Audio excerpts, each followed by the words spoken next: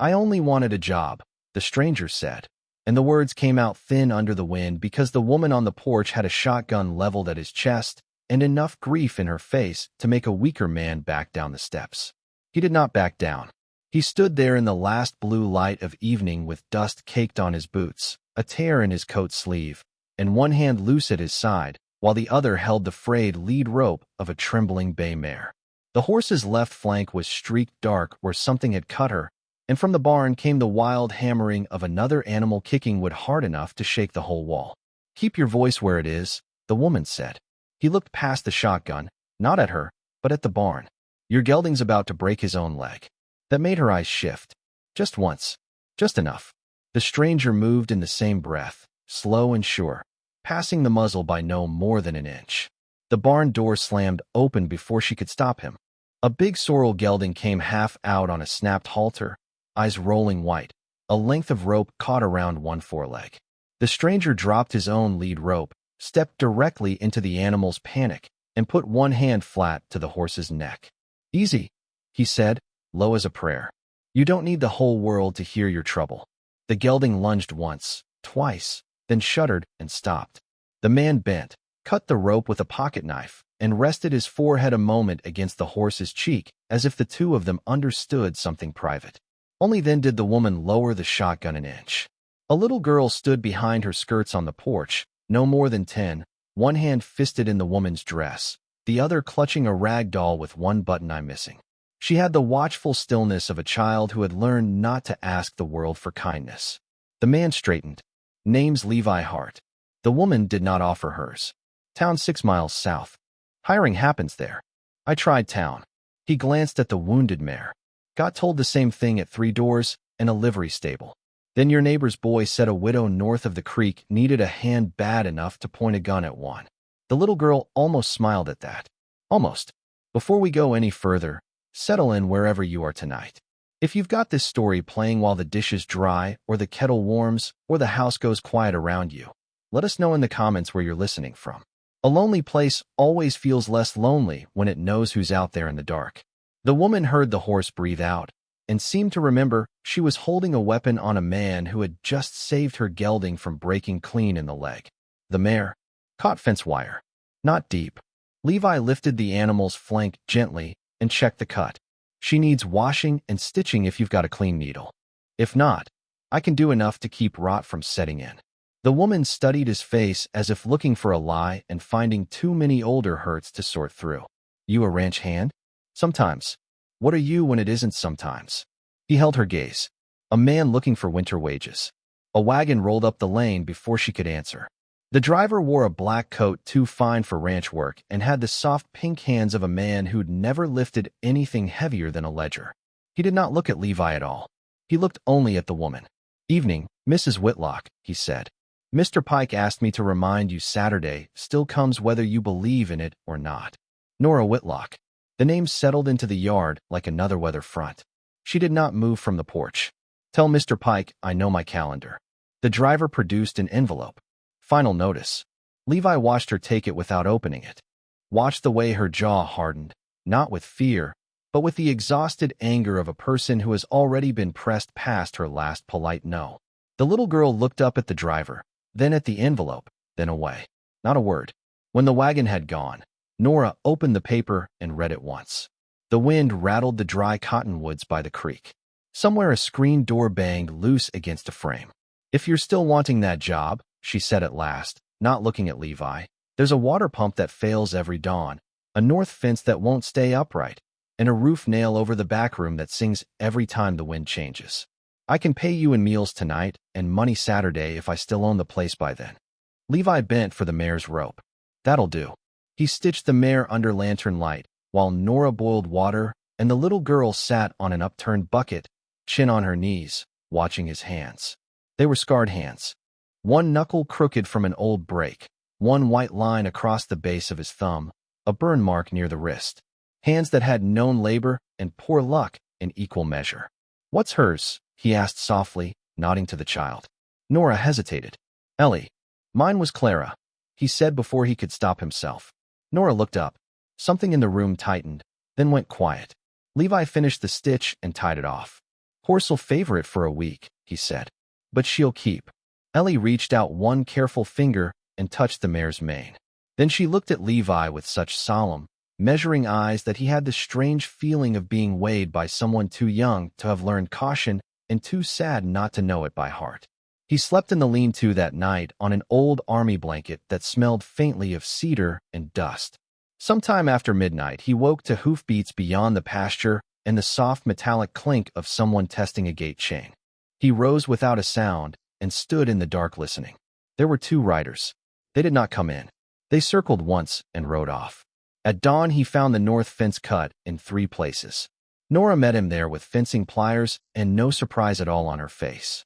He likes to remind me the line between mine and his only exists so long as he says it does. Pike. Vernon Pike. She drove a fresh staple into the post with 2 hard blows. He owns the mercantile, most of the cattle contracts, the bank note on this place, and half the men who call themselves decent in Red Hollow. My husband told him no once. Vernon Pike took that personal. Levi stretched wire and twisted it tight. Your husband dead long. 8 months. The answer was clean and final. It invited nothing. By noon he had the fence standing and the pump dismantled. By evening he knew 3 things with certainty. First, the Whitlock place had been good once. The barn was built straight, the pasture irrigated smart, the orchard laid out by a man who had cared what the land would look like 10 years after he was gone. Second, everything now bore the slow damage of 1 pair of overworked hands trying to do the labor of 3. Third, Ellie had not spoken a single word all day. She followed him at a distance while he fixed things. Watched him replace a warped hinge, patch a chicken coop latch, clear the pump valve. Once he caught her tracing the edge of a carved wooden horse he had shaved from scrap while waiting for water to boil. That evening, Pike came himself. He rode a gray gelding with silver on the bridle and wore his hat like a man who expected every room to stand when he entered it. He was handsome in the smooth, expensive way that never fooled anyone who had spent time near hungry men. He reined in by the porch and smiled at Nora as if they shared a joke. Mrs. Whitlock. Mr. Pike. His gaze moved to Levi. And who's this? Help, Nora said. Pike's smile thinned by half. Temporary, I imagine. Levi said nothing. Pike dismounted with practiced ease and climbed the porch steps as though the house were already his. I came to offer a kindness. Saturday, I take possession. If you leave cleanly, I'll see to it you and the girl have rail fare east to your sister. My sister's dead. Then somewhere else. Nora folded her arms. I'm not leaving. Pike looked almost sorry for her. Pride is an expensive luxury on borrowed land. Ellie had appeared in the doorway, silent as a shadow, the wooden horse in her hand. Pike noticed it.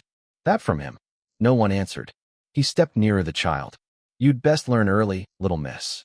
Men who arrive with nothing generally leave the same way. Levi's voice came flat. Step back from the girl. Pike turned to him and smiled again, but now there was iron under it. You're hired muscle.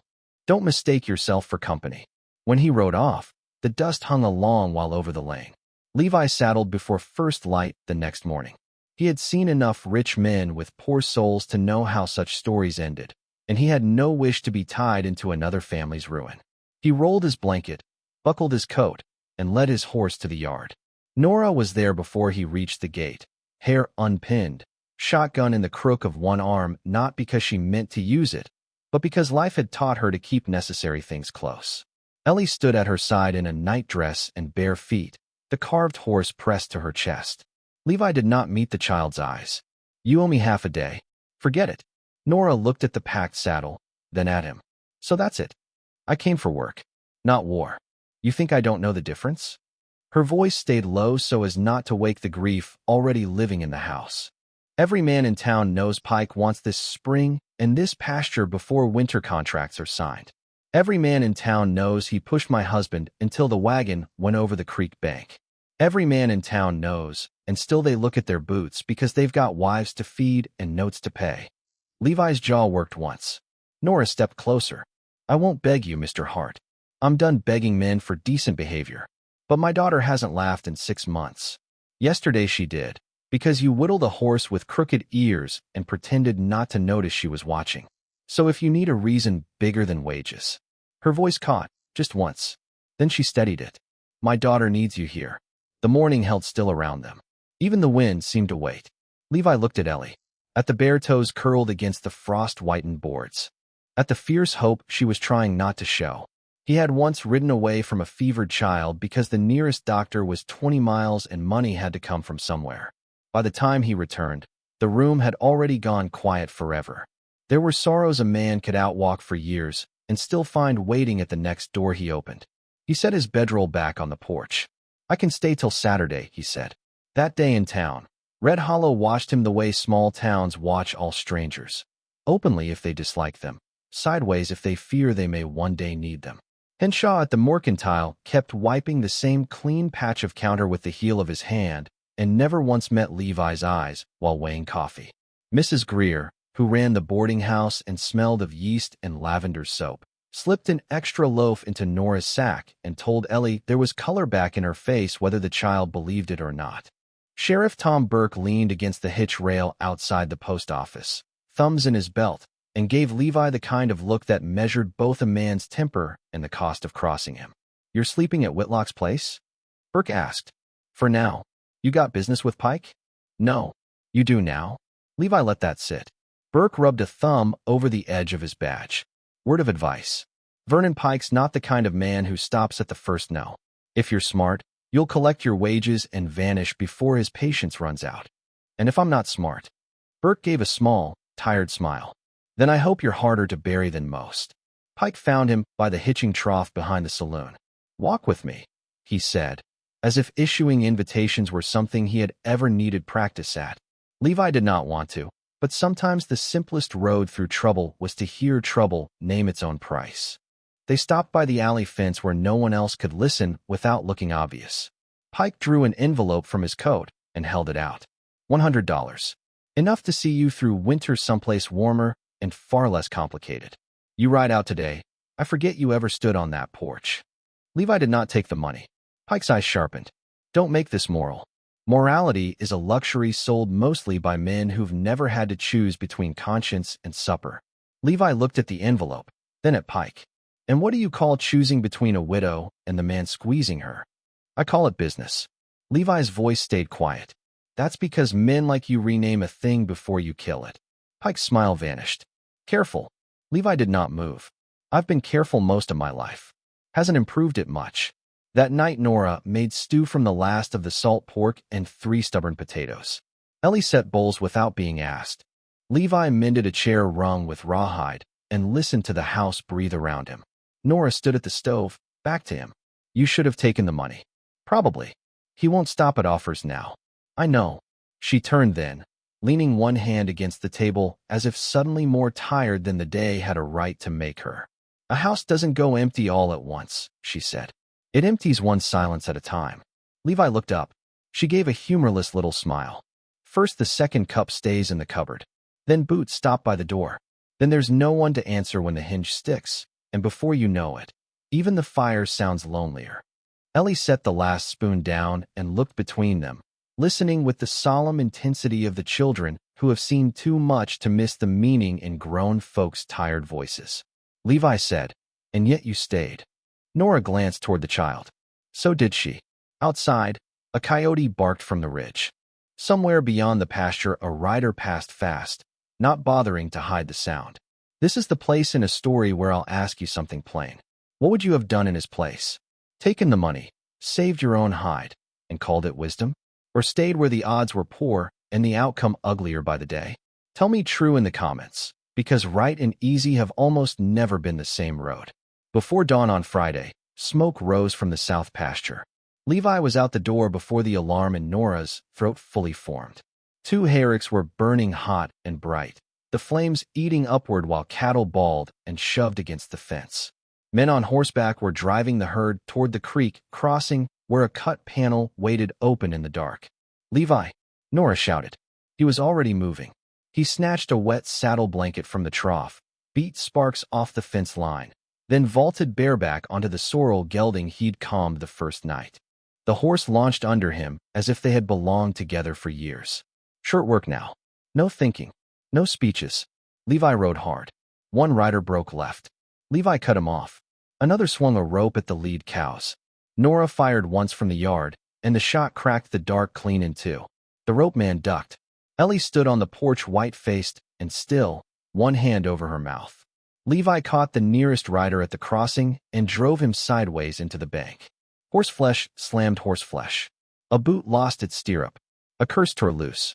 Levi grabbed for the man's coat and saw his face under the hat brim. Cole Danner. Danner grinned through split lips. You picked a poor porch hard. Levi hit him once. Hard. Danner spat blood and laughed. The old man screamed too, he said. Whitlock, I mean. All the way down that creek bank. Levi went cold in a way hotter than rage. Danner wrenched free and bolted into the dark with the other riders, but not before Levi saw the brand on the saddle blanket. Pike spread. No more pretending. The fire took one herrick and half the second before dawn got pink over the ridge. The cattle were saved. The fence was not. Nora stood in the smoking field with soot across her cheek and the shotgun hanging loose in her hand. He just told you. Levi nodded once. My husband didn't fall. No. For a long moment she said nothing. Then she sat down right there in the burned grass because her knees had decided for her. Levi crossed to her, but not too close. Ellie ran from the house and wrapped both arms around her mother's neck. It was the first time Levi heard the child make a sound. Not a word. Just a broken little sob like something inside her had finally struck the wall of her chest hard enough to be heard. By afternoon, the storm had shifted shape. Pike sent notice through the county recorder that possession would be taken at noon Saturday, with sheriff's witness present. Men in town began to avoid Nora altogether. Mrs. Greer still came with bread, but she looked over her shoulder twice before leaving.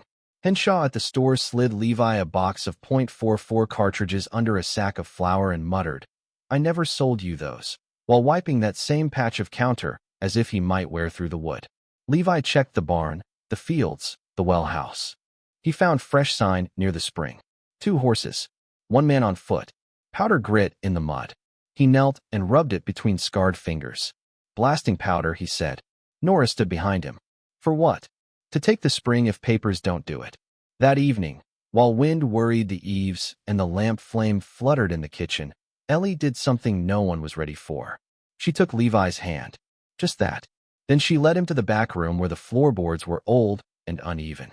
She stood on one board and bounced lightly. It squeaked twice. She pointed. Nora stared. Ellie. The girl swallowed hard enough for both of them to see it hurt. When she spoke, her voice came out rusty from disuse. Papa said, she whispered, if mean men came, papers go under the crying board. Nora made a sound that was almost a laugh and almost a prayer and sank to her knees. Levi pried up the board with a knife tip. Under it lay an oilskin packet blackened by time, but dry inside. Nora's hands shook opening it. There was a deed copy, water rights filings, receipts, and a letter in Isaac Whitlock's hand, written 3 weeks before he died.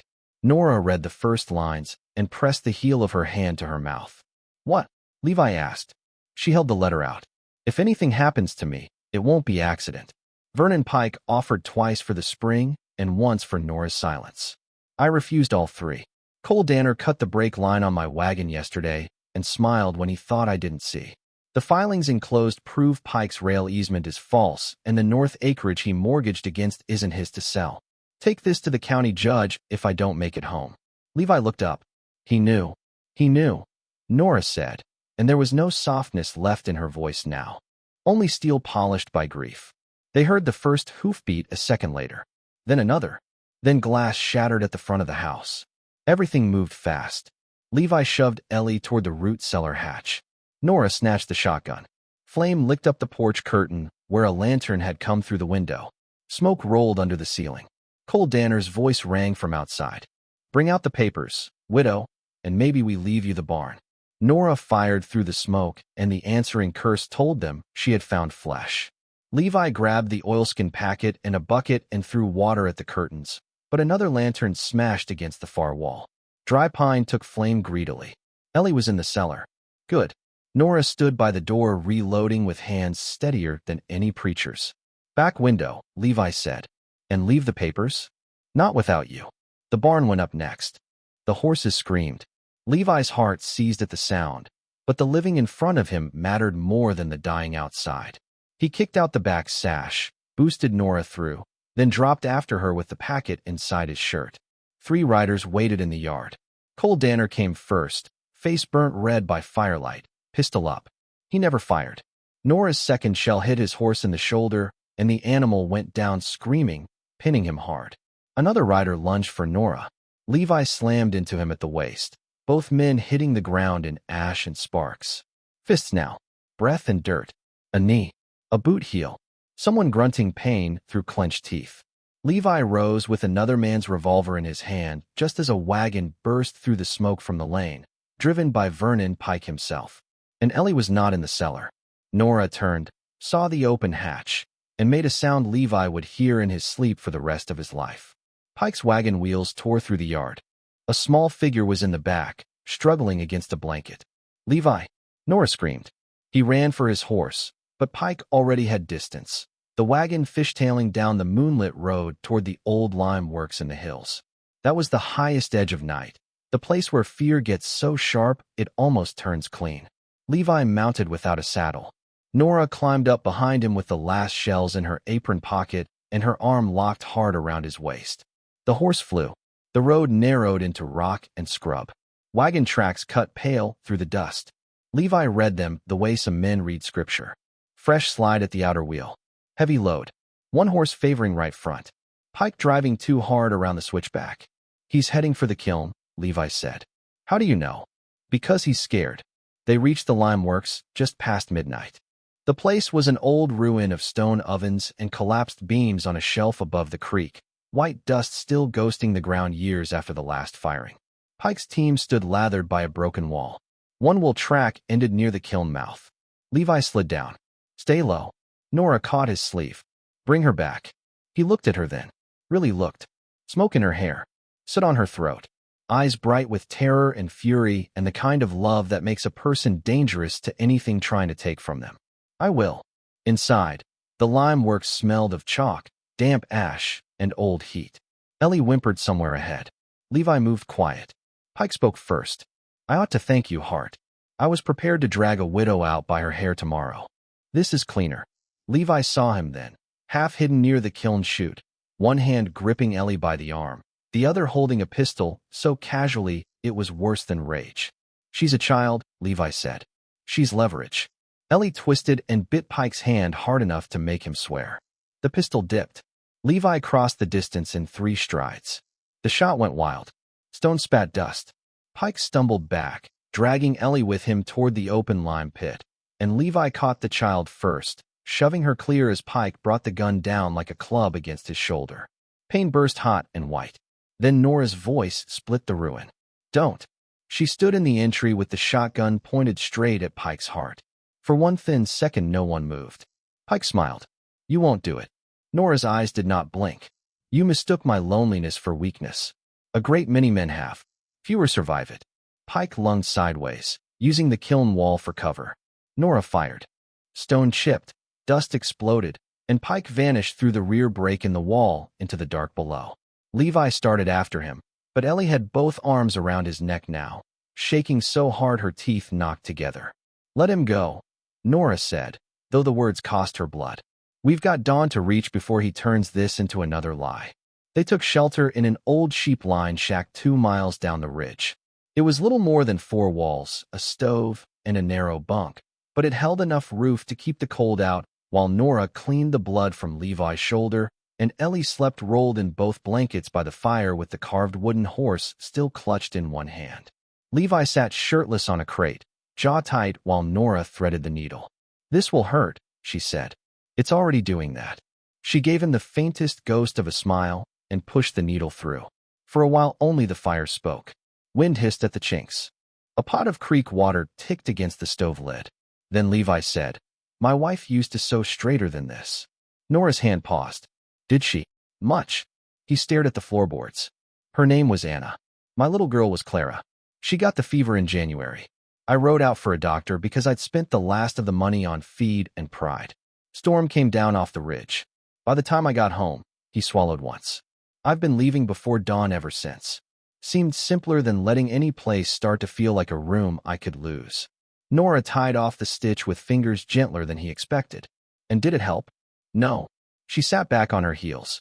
Firelight softened the planes of her tired face until he could see the woman she might once have been before grief taught her to keep a shotgun by the door and sleep in half-dreams.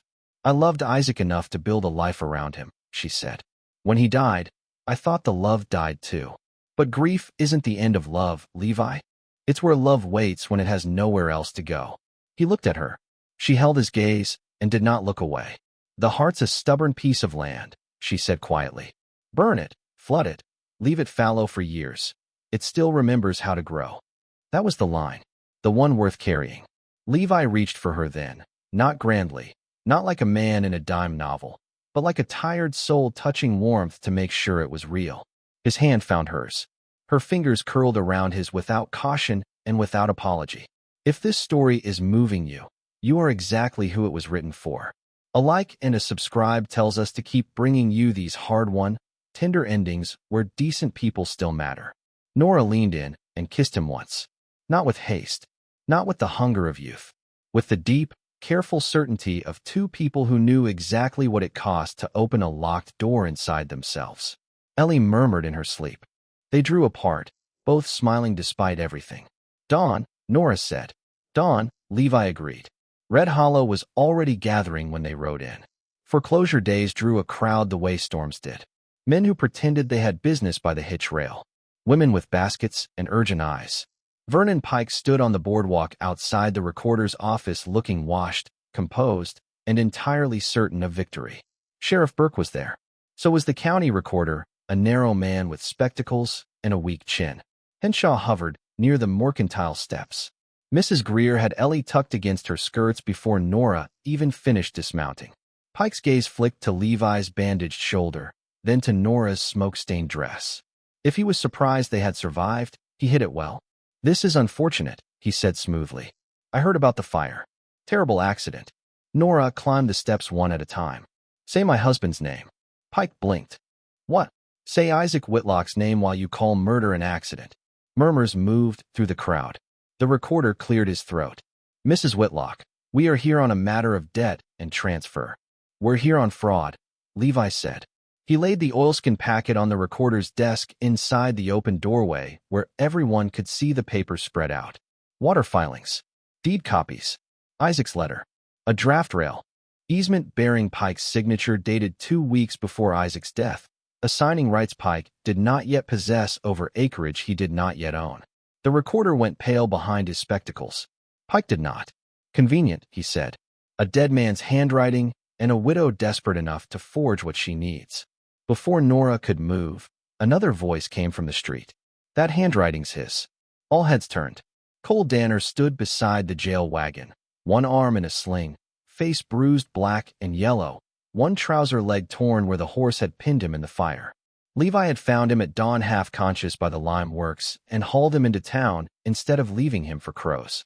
Mercy has a way of making cowards reconsider their loyalties. Sheriff Burke stepped closer. "You want to repeat that, Danner?" Cole spat blood into the dust and stared at Pike with something like hatred. "Pike paid me $20 and a new saddle to cut Whitlock's brake line. Paid me more to torch the hay and fetch the girl last night. Said if the widow signed, none of it'd be needed. Said folks like them only understand loss." The town exhaled as one. Pike laughed once, too sharp. "A wounded drunk and a housemaid's widow. That's your case." Levi said no. He reached into his coat and placed one final item on the recorder's desk. A leather account book taken from Pike's wagon during the chaos at the lime works, where it had slid under the seat. Inside were rail advances, bribe sums, and payments marked only with initials everyone in town understood perfectly well.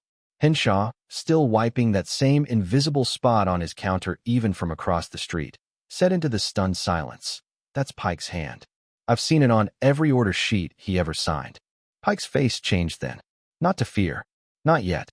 To calculation stripped bare. He went for the pistol. Levi had been waiting for the motion from the moment Pike stepped onto the boardwalk. He moved first. The two men hit the railing hard enough to crack a spindle. Pike fired once. The ball tore through Levi's coat and splintered the post behind him. Levi drove his forearm into Pike's gun wrist, heard the shot go wild skyward, and slammed him flat against the office wall. No luck now. No rescue. Only the difference between the man Levi had been and the one he had chosen to become. Pike snarled and reached for a hidden knife. Levi caught that hand too. Short struggle, boots sliding, breath harsh, wood groaning under strain. Then Levi twisted, hard and exact, the way a man does when he has spent enough years working with frightened horses to know where force ends and leverage begins. Pike hit the board's face first. The knife skidded away. Sheriff Burke's boot came down on Pike's wrist at the same instant Nora leveled the shotgun at his temple. "Don't," Burke told Pike quietly. "Not today." The whole town seemed to discover its spine at once. Mrs. Greer spoke first, sharp as pins. He pressed that widow from the day the body was cold. Henshaw lifted his chin. He leaned on every merchant in town to falsify freight tallies. An old drover by the hitch rail muttered, "I hauled those powder crates to Whitlock's spring myself." The recorder removed his spectacles and polished them with shaking fingers. "Mr. Pike, unless every man here has taken leave of reason, I believe your holdings are about to be examined in very serious detail." Pike looked up at Nora from the boards, dust on his cheek, hat gone, elegance split clean off him. "You think this town will thank you?" he said. "They liked my money well enough." Nora's face held no triumph, only a long-delayed and righteous calm. "No," she said, "but they'll sleep better without you in it." By sundown, Vernon Pike was in a cell bound for county court. His rail contract was seized pending fraud inquiry. His note on the Whitlock place was suspended and then voided when the false acreage filings came to light. Men who had once tipped hats to him too quickly were suddenly busy remembering every crooked deal they had ever swallowed. Justice does not always arrive with thunder. Sometimes it comes as a door closing behind the man who thought it never would. The Whitlock ranch was still scorched at the edges, the porch window broken, one herrick gone, and half the barn blackened. But it was theirs. Red Hollow changed by degrees. Henshaw sent nails and hinges without invoice. Mrs. Greer brought curtains cut from flour sacks with little blue flowers printed near the hem. The blacksmith arrived with 2 boys and new shoes for the sorrel. Sheriff Burke came out one evening with lumber in the wagon bed and said only, "Didn't ask if you needed help. Figured I was late enough already." Ellie spoke more after that. Not all at once. Healing rarely comes like rain. It came the way spring comes to high country, one thought edge at a time. A word at breakfast. A question at dusk. Laughter in the yard when Levi pretended the chickens were unionized and refused to lay under poor management. As for Nora and Levi, theirs was not the kind of love that arrives clean and bright and untested. It came with ash on its boots. It came carrying old names and old graves. It came in shared work, in repaired fence posts, in the passing of a coffee cup before the other person had to ask. It came the day Nora found Levi standing too long outside Ellie's room after a bad dream had woken the child, and instead of walking away, he stepped inside and sat beside the bed until her breathing evened. Months later, when the first green returned to the pasture and the cottonwoods along the creek wore new leaves soft as silk, Nora opened the front door at dawn and found Levi on the porch with a small wooden box in his hands. He looked less afraid facing Vernon Pike with a pistol than he did standing there with that box. "What's that?" she asked. He cleared his throat. "Best future I know how to offer." Inside the box was a plain gold ring, scratched a little, old enough to belong to another life. "It was my mother's," he said. "If you say no, I'll still mend your fence and feed your horses and argue with your daughter about whether jam belongs on biscuits or bread. But if you say yes, I'd be grateful to spend whatever years I've got left earning it proper." Nora took the ring and smiled with tears in her eyes. "You've been earning it since the night you walked past my shotgun." Ellie, listening from the hallway like any child with sense and curiosity, threw herself at both of them so hard Levi nearly dropped the box. They married under a sky so clear it made the whole valley look washed and brand new. Mrs. Greer cried openly. Sheriff Burke stood up straighter than usual. Henshaw pretended he had dust in his eye. Levi wore his best coat. Nora wore a blue dress she had mended at the sleeves twice and loved more for it. Ellie held the carved wooden horse in one hand and a fistful of wildflowers in the other. By the second autumn, the barn had a new west wall, the orchard bore fruit again, and a porch swing hung where the broken window used to look out over Sorrow. On cool evenings, Nora shelled peas there while Levi sharpened tools and Ellie read aloud from whatever borrowed book she'd bullied out of the schoolmarm that week. Sometimes the words stopped because the light had gone soft and gold and nobody wanted to break the peace by speaking over it. Funny thing about a heart you thought was done, it can still make room for one more chair at the table. And as the sun lowered across Whitlock Spring, the three of them sat together on the porch while the water ran bright through the pasture and the house behind them held the last warm light of day. Next time, we'll tell the story of a deaf young woman sent away to a remote cattle ranch because her family called her a burden, and the blind rancher who recognized her courage before anyone else learned how to see it.